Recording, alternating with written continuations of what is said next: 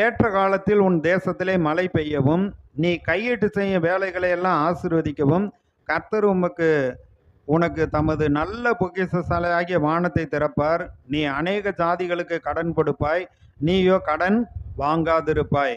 ஆண்டவர் சொல்லிட்டாரு, நீ கடன் கொடுக்கிற ஆளா இருக்க வேண்டும், கடன் வாங்குற ஆளா இருக்கக்கூடாது.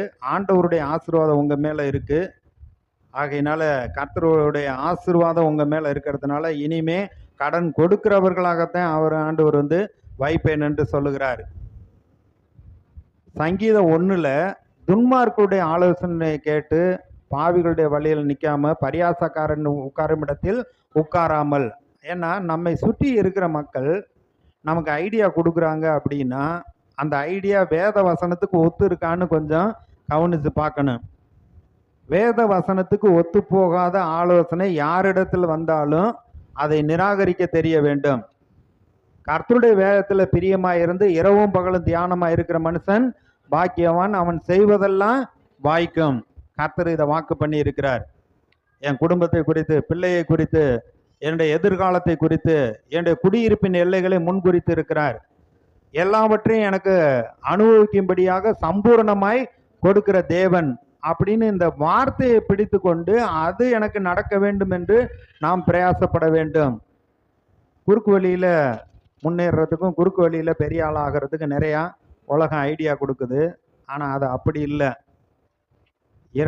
அதாவது அதிக வருத்தத்தோடு 2 கைப்பிடி கொள்வதை பார்க்கலாம், அமைதலோடு ஒரு கைப்பிடியே நலம்.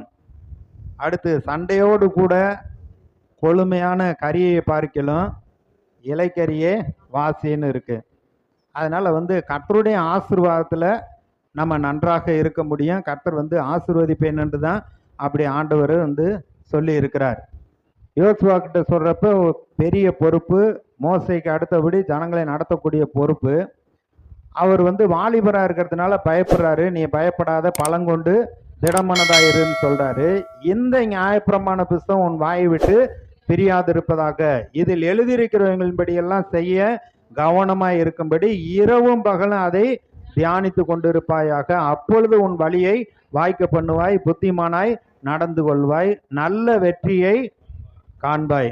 அப்ப நல்ல வெற்றி அடைவோம் அப்படின்னு தான் சொல்லுகிறார். அப்ப யோசுவாவுக்கு சொன்னது போல கடவுள் நமக்கும் சொல்லுவார். அந்த முதல் அதிகாரத்துல பார்த்து அவர் சொல்றாரு, மோசே மரித்த பின்பு யோசுவாவை கர்த்தர் கூப்பிட்டு, நீ புறப்பட்டு இந்த ஜனங்களை நடத்து, நீங்க உள்ளங்கால் மிதிக்கிற எவ்விடத்தையும் உங்களுக்கு நான் கொடுப்பேன்,